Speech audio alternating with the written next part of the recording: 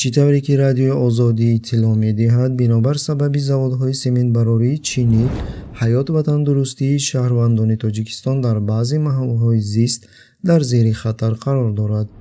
Заводҳои сементбарории чинӣ, ки боиси ифтихори Раҳмон ҳастанд ва кашфи онҳоро ҳамчун як муваффақиятҳои ҳукумати худ муаррифӣ менамуд, акнун ба норозигии мардум дучор гардид.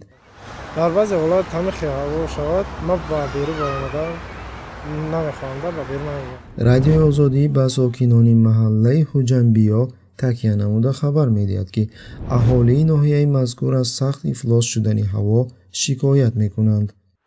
нафаскашӣ душвор мешавад, роҳи нафасро мегирад, чангу ғубор ба шишу дили ҷигар залал дорад.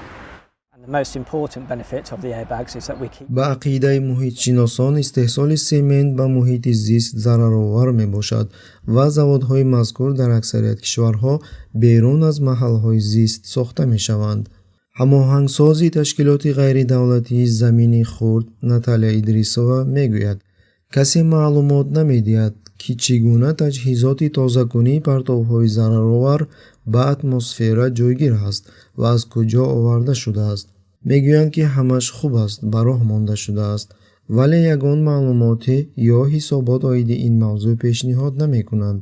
айни замон кишвари Чин заводҳои сементбарории худро ихтисор карда, кӯшиш дорад онҳоро ба кишварҳои дигар бикӯчонад, мегӯяд ӯ. ғайр аз ин, аз эҳтимол дур нест, ки Тоҷикистон боз 40 соли оянда як намуди сӯзишвории ифлосро дар саноати худ истифода мебарад.